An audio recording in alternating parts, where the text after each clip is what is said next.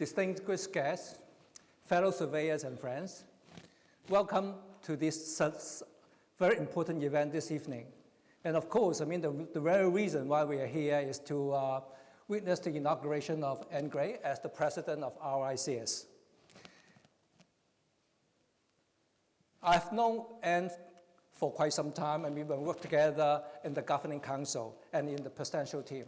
Anne has been a key vocal speaker in terms of the challenges that we are all facing in terms of climate change or DEI. And of course, she's also a very strong voice for our members.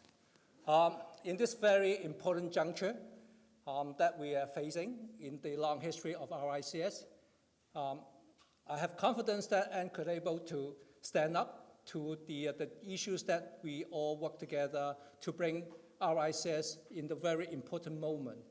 And at the same time, I'm sure Anne could also have that kind of strong leadership in bringing our members together so that she would support and uniting us to a profession as a profession that for public advantage.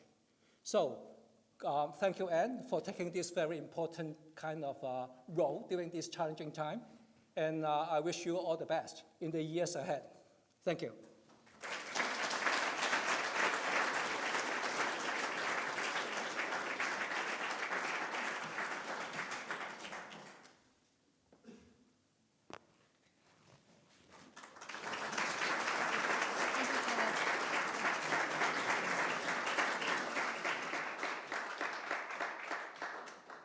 Thank you very much.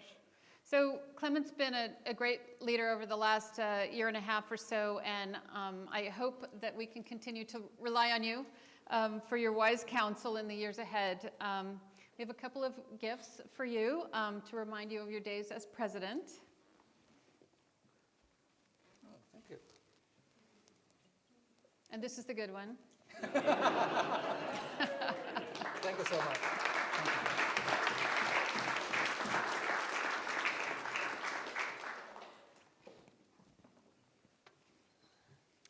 So, good evening. You're all friends, colleagues, and family here tonight, and I want to thank you again all for coming to this.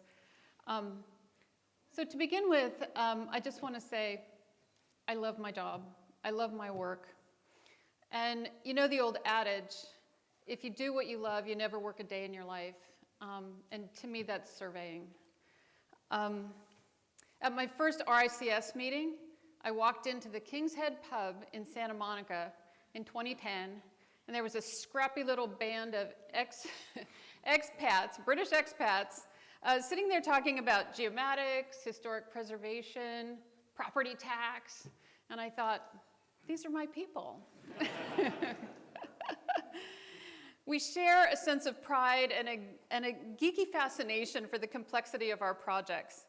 What's the best kind of grout for repointing Victorian brick? Can you solve housing affordability with modular buildings? Can you detect roof leaks with a drone? These conversations are endless, and we love them. Being a surveyor in many ways is a creative pursuit, and as president, I will reflect the joy of fellowship in an institution dedicated to crafting a better planet. What I've enjoyed about RICS from day one is that it's a very big tent. I don't know if that's a British expression. Some people weren't sure they'd heard it before. But anyway, big tent, lots of people in it. There are other organizations that focus on architecture, cost estimating, appraisal, but RICS has it all. At every single event, I learn something new from someone that does something completely different than what I do. And this wide array of skills and perspectives is the key to how we add value to our clients' work and the world.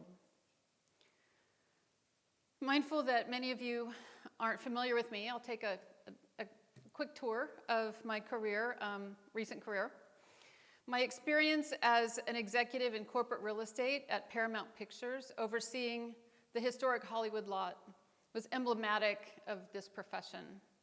This was a lot that was the playground for Hope and Crosby, Lucy and Desi, and gave rise to Indiana Jones and Forrest Gump. The responsibilities of that job started with land acquisition and ended with Oscar-worthy production facilities, encompassing some part of every specialism in RICS's Big Tent.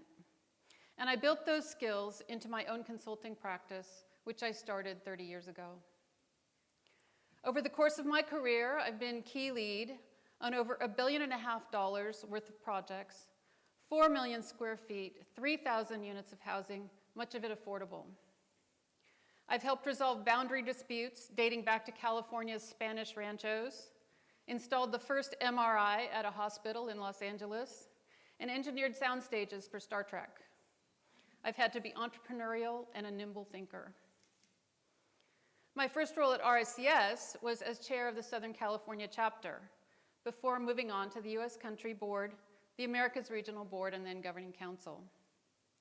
It was fantastic to see how this venerable old British institution was providing appraisal tools adopted by America's largest banks and carbon measurement standards for the $8 billion in infrastructure projects planned by the Port Authority of New York. I've enjoyed every moment along the way, and becoming president is the pinnacle of this journey. The role offers a thrilling view of RICS's global reach, and as president, I will be furthering its ambitious goals from my perspective as a practicing member. Every president is unique. Each forms a link in a great chain that binds past with future, heritage with innovation. And I'm honored to be the newest link in that chain. The names on the wall behind me are testament to the evolution and adaptability of RICS. From the earliest days of measuring barns on rural estates to building high-speed rail, RICS has embedded in its DNA the idea of a cross-disciplinary approach to professional competence. There's value in specialization, but there's strength in cross-fertilization. This characteristic makes organizations resilient to the changes occurring around them, and we're all aware that we're living in a world of rapid change. Tough times accelerate innovation, and RICS has been a beneficiary. It's a massive credit to both members and staff that RICS has withstood upheaval from both within and without the organization. There's a lot of resilience in this room. I like to think of our governance restructuring like remodeling a house. The day they hang that first piece of drywall, there's a sense of ecstasy, and suddenly you can imagine how fantastic the house is going to look.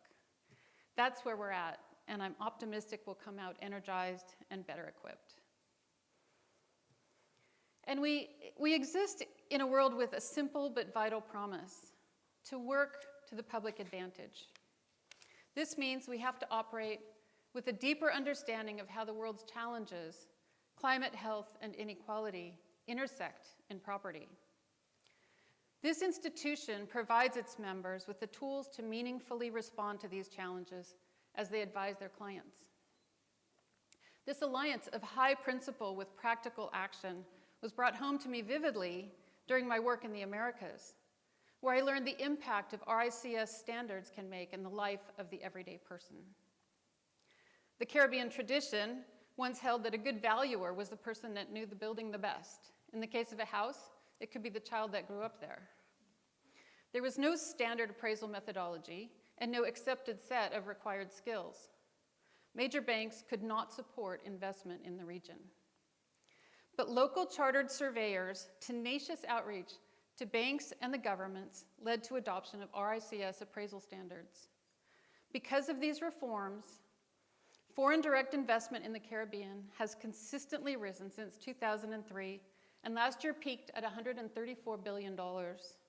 This influx helps fund things like sanitation, conservation, and schools. RICS professionals provide the assurance that allows global investors to fund the projects that lift people up and improve their lives. Confidence in our work only arises in an environment of trust, where facts are sacred and measurement is consistent. This is an exciting time, and it's crucial that we remain unambiguous about being more than a membership organization. While presidents today may not look like the gentleman who established RICS in 1868, I think they would agree that we continue to embody the same set of values. I'm a custodian of the qualities that have distinguished this institution for 154 years: dignity, professionalism, and excellence. As president, I will communicate the brand of RICS as a credible thought leader in the built and natural environment. I'll present research in the public interest that's valuable to a changing world. Inspire a new generation to join the profession. 92% of Gen Z say they want values and purpose in their work. I will treat every member with the respect and collegiality that an inclusive profession demands. The people in this room, along with RICS, form an even bigger tent, and together we can do great things. One of our members, Anthony Walker, who couldn't be here tonight, shared with me this excerpt from a foreword in a book that was written by Winston Churchill called "The Chartered Surveyor, His Training and His Work." And I'd like to leave you with these words from Mr. Churchill. "A love of justice and equity and a firm resolve to deal with every issue on its true merits, without fear, favor, or affection, are inseparable from the rightful discharge of a surveyor's duty. Let us hope that they will fortify themselves for their task with a strong and healthy esprit de corps, so as to win the confidence of the public and the honor that comes from doing right things well." Thank you again, and I hope you enjoy your evening.